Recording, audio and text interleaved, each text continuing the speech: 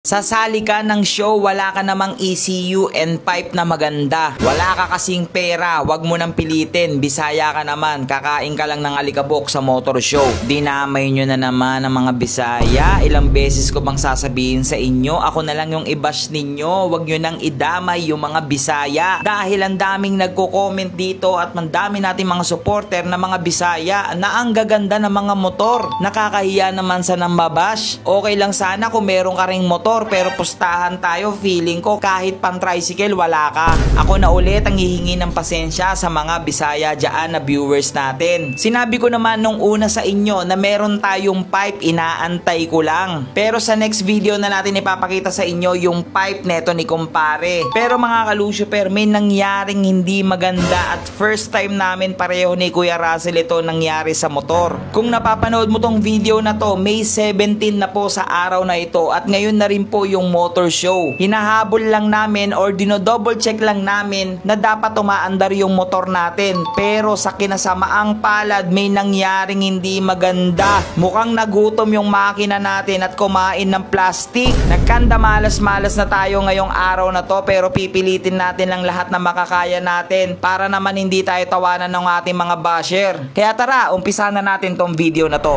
Lapit na yung motor show natin, may problema na naman tayo. Ha? Kay Russell, anong problema natin? Bago lang to eh. Pero ayun talaga ang problema, malulubat talaga. Kasi guys, bago lang tong baterya namin. Hindi pa nga nagagamit si kumpare. Lobat na. Bakit kaya Russell dahil loaded na yung motor?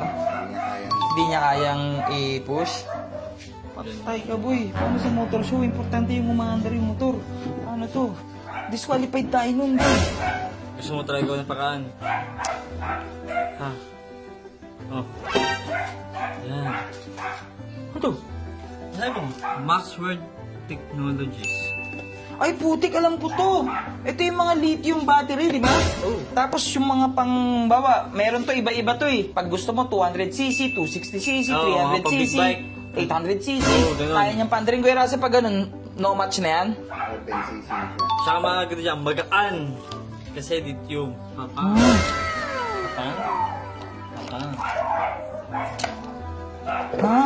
Ako bumili nito eh. Ako bumili nito eh.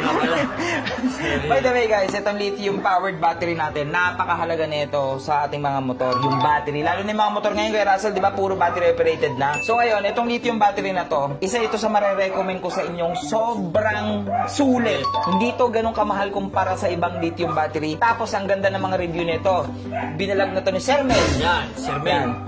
Sir Mel lang kilala kong sikat eh, pero yung iba mga sakto lang. Safe Moto. Yeah, Safe Moto. Binalag na nila to at sobrang na-recommend din nila itong bateryang to. Demonyong FI, ito gamit. Kasi di ba nagkaroon ng problema si Demonyong FI sa isang show? Nalobat sila. Pag ganun kasi talaga mga Lucifer na hindi umi-start yung motor mo habang ginajudge. Tapos ka na. Bawi ka na lang next time. So ngayon, ito yung sumalba sa kanila. Gusto nyo na ito, kung gusto nyo na ito yung Facebook page ng tropa ko, ayan o. Ayan, dyan yung i-message.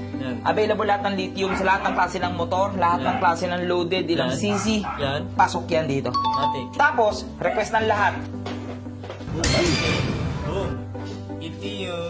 NK. So, NK yung nakuha natin dahil rush na po tayo sa motor show.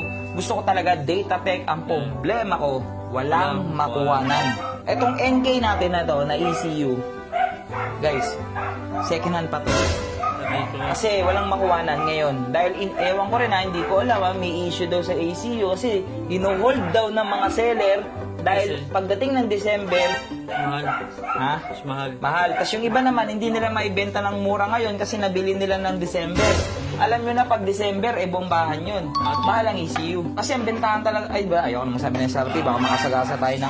Basta, yun naka-NK na tayo. Pero, ang problema boy, hindi tayo makapagpabomba sa motor show. Wala na tayong oras magpatayno. Kailangan natin magpatono.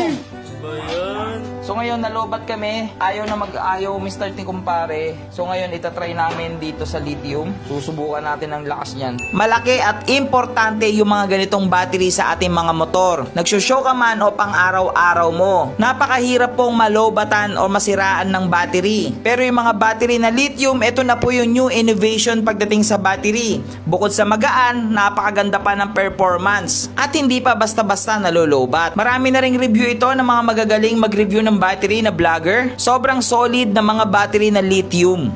Sobrang kaba namin. Kala naman namin sira dahil sa fuel regulator. Tignan nyo, nakatanggal pa namin yung fuel regulator. Sana nga basa yung spark plug. Sana umandar ka na kumpare.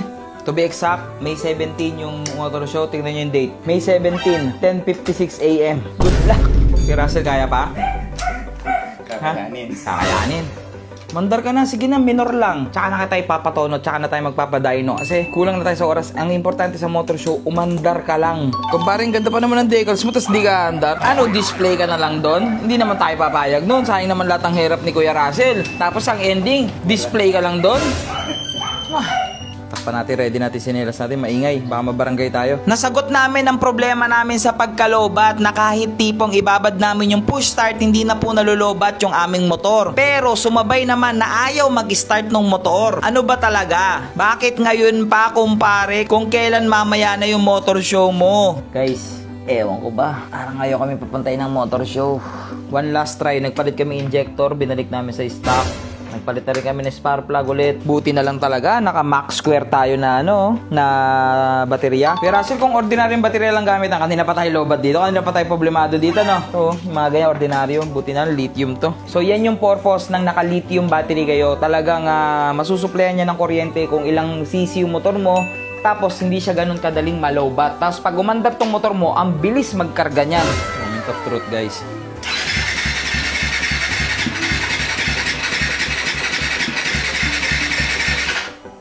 Ay, pero Russell, stop mo. Ayun, no? Dito nanggagaling sa block, oh. Ito. Ayun, no? Ang dami ang lakas. Dito nanggagaling sa block, oh. Shit, na malagkit. Nagkaroon kami ng malaking problema. Nalimutan namin tanggalin yung plastic. May plastic pala to kasi dahil nga nilinisan ko to kahapon. So, yung plastic nasa loob ng makina. So, yun, no? Hindi lang nyo kita. Sana makuha. Ha? Yun, guys, oh. Ewan ko kita nyo. Ayun, mapapakita ko sa inyo. Yun na may orange sa loob. May plastic. Red yun, eh. Sana wag kumalso sa barbula, patay kami talaga pag kumalso to, wala, GG na. Alam niyo yung parang barado sa inodoro yung nangyayari sa amin ngayon. Ayun na. Guys, ayun yung plastic, guys. Ito talaga sakit pag yung mismong araw ng motor show. Kuya Russell, no, ilang beses tayo nagaganto, ano?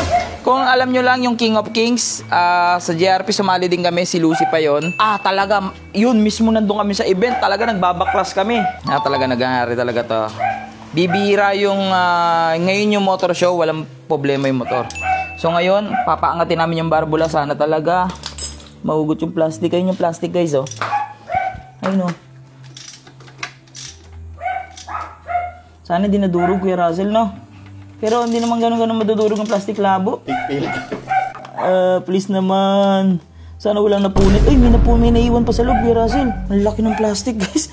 Ito yung nasa loob ng makina ko. Pag nag-car wash kayo, tanggalin nyo na agad. Huwag nyo na ipabukas pa pagtanggal. Dahil pag nawala sa isip nyo, ganito yung mangyayari.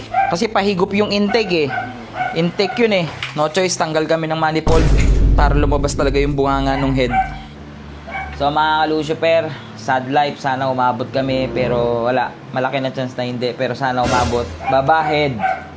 Lesson learned. Pag naglagay kayo ng plastic, pa nag-car wash kayo, tanggalin nyo agad. Or mas better, basahan na lang. Or fishnet yung cover. First time namin to. Time check tayo, guys. So 11:53. Good luck. So nagpatawag na kami ng isa pang mekaniko para mapabilis. Manpower tayo dito. Dagdag si Kuya Russell. Na-stress na, oh. So hindi ko na muna ito ibabalag, guys. Naiinis ako. Ang ganda na nga ng battery natin. Hindi na nalulobat. Babahead naman. O, tignan nyo katangahan ko. Putik na yan. Huwag nyong gagayahin to, ah. Ito na. Pakita pa ni Kuya Russell, oh. First time din ni Kuya Russell to. Sa tagal niya daw mekaniko. Ngayon lang. Ayun yung plastic, oh, boy. Baka sabihin nyo, scripted to, ha? Puting scripted to. Ayoko na mag-scripted kung ganito lang. Okay, hindi na pala talaga natin mahugot. Baluktot na kayo barbula natin. Yung pa yung isa namin. Pag bumaluktot ang barbula, wala, finish na. Kasi ito, kung tanggal lang, kaya pang mahabol to, eh. Kasi pag dumating na isang mekaniko, mabilis na ito mabubuo. Siguro isang oras. Kaya eh. Guys, the moment of truth. Ha, buzzer beater na kami. Marami pa kaming gagawin. 152. Ay, 59. Si Russell, ano, ready na? Wait lang, re-ready ko lang yung sinelas ko.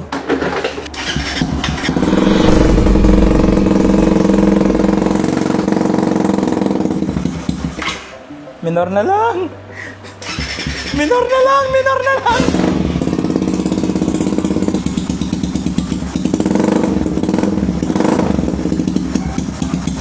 So mga Lucifer, hanggang dito na lang muna tong video to kasi may isa pa tayong video na ihahabol namin. Plano namin kahit sana alas 3 makaalis na kami dito. Good luck sa akin, good luck talaga sa amin. So may kakabit pa kami, surprise kong malupit sa inyo.